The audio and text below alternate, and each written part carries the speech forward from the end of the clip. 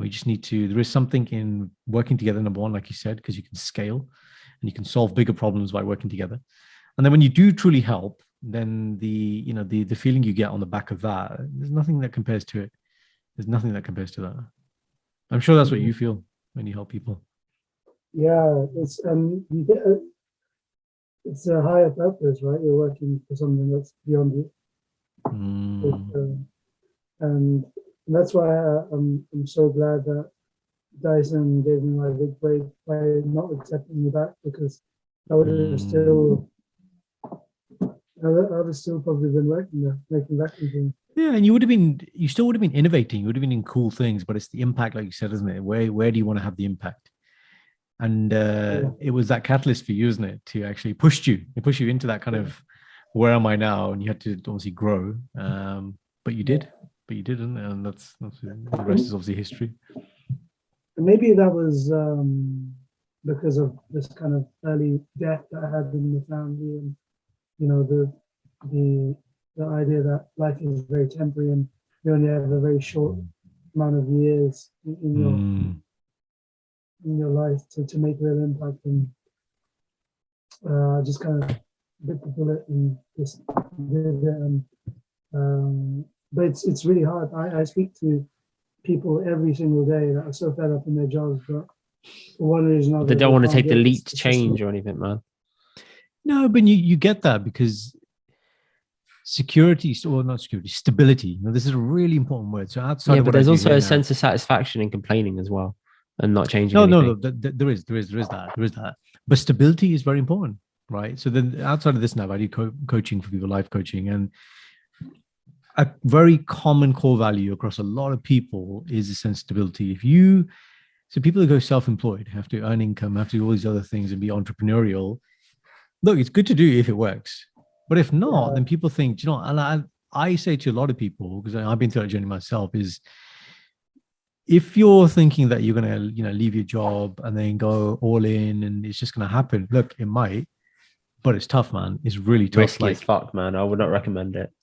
Either the advice I give people is either, if you're with somebody and you have a, partner or wife, whatever, or husband, then, one of you maybe try it as long as the other one can cover stuff. Or if you're going to do it yourself, then you need this area of bridging, man. You need to be like, well, obviously you need to tell your partner. You can't just leap into it. Be like, listen, love, I quit my job today. What are you saying?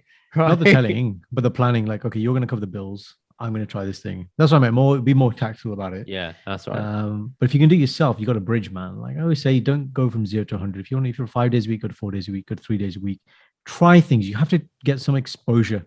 I think this is the thing that people fear the most. It's trying new things, getting feedback because they don't like, growth. But the best thing about doing new things is you get instant feedback, and failure is the best feedback because it's just instant. Yeah. I always say this example at work now. I say, I said to young doctors, if you do something really well at work, nobody's going to tell you you've done a good job. They may say you've done a good job and they may give you a pat on the back, but they're never going to say to you, this is why it's good, ever. You do something shit at work, they'll tell you you're shit immediately, and then they'll say, this is why you're shit. There is so much feedback, so much specific feedback. And I said, but you need to start valuing that. You need to see that in the right context because it just sharpens you so quickly. And and it is all about, creatively problem solving.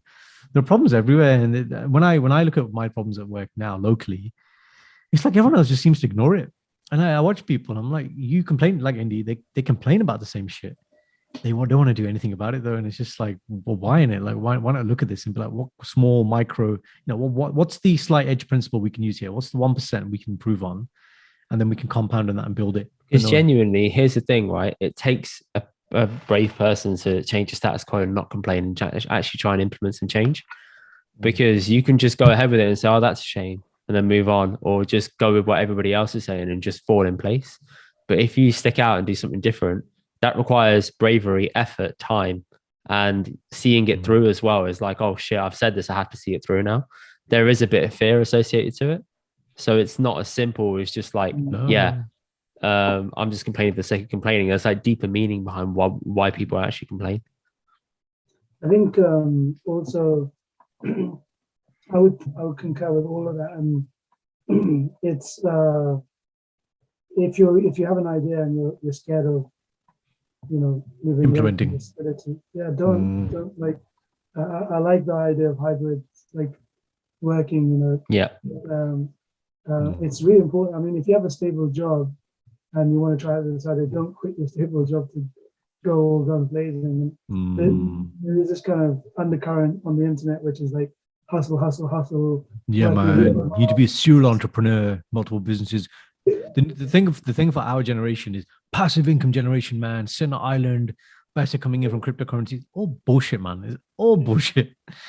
And the thing is, even if you had that, this is what I challenge my clients with. It's like, look, ਕੱਲ੍ਹ ਨੂੰ ਤੈਨੂੰ ਇੰਨੇ ਪੈਸੇ ਦੇਣੇ ਆ, ਠੀਕ ਹੈ? But you can't work for another day in your life.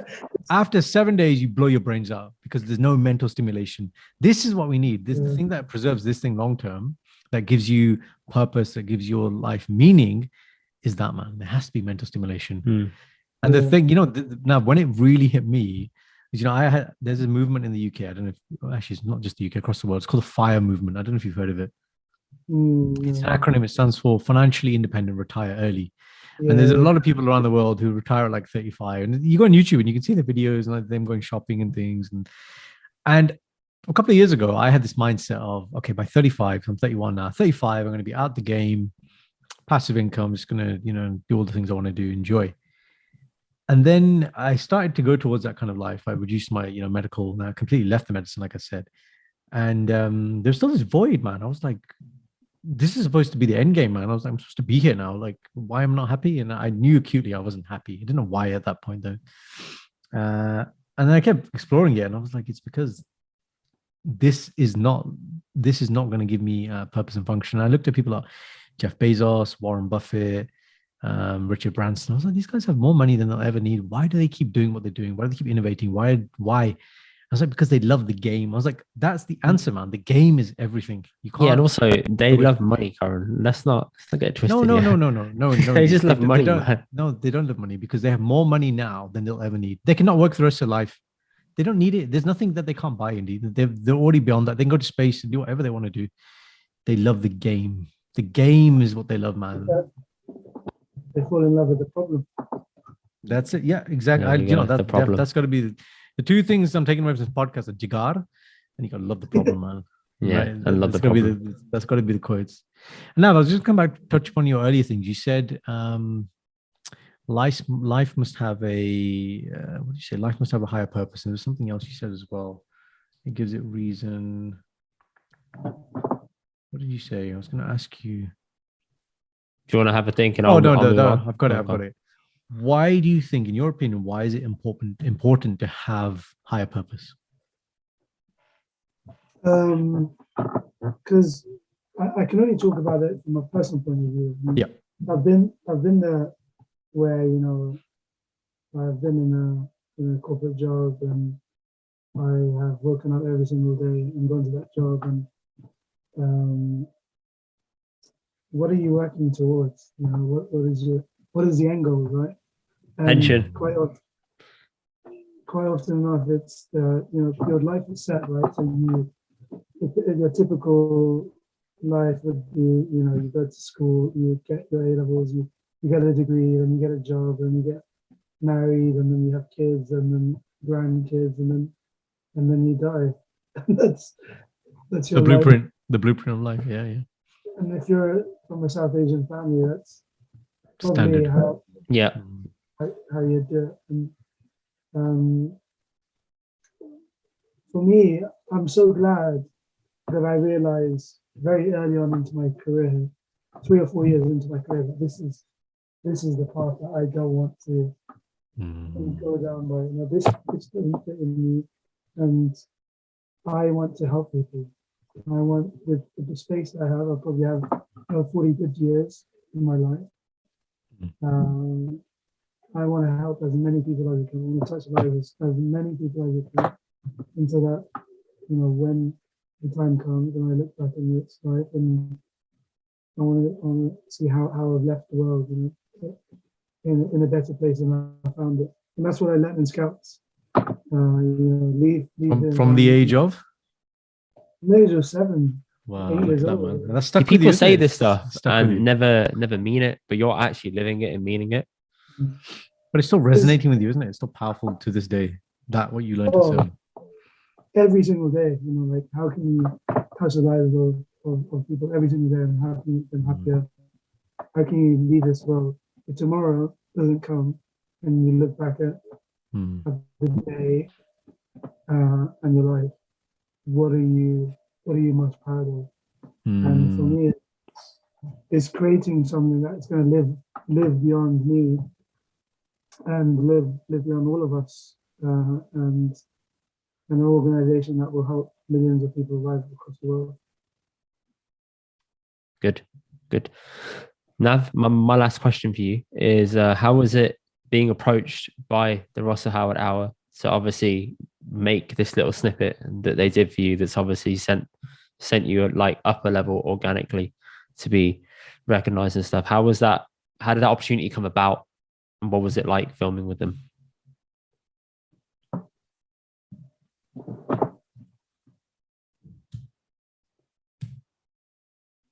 Oh, I think he's potentially disappeared. Very good thumbnail though. It's a very good thumbnail. It's smoldering, man. From this angle, it now kind of looks a little bit like Yuvraj Singh with the podcast. Ooh, I like that. That's a nice, that's a nice concept going. Yeah, for sure. This is delightful. I had a really good question as well. Oh, he's back. He's back. Oh, there we go. There he is.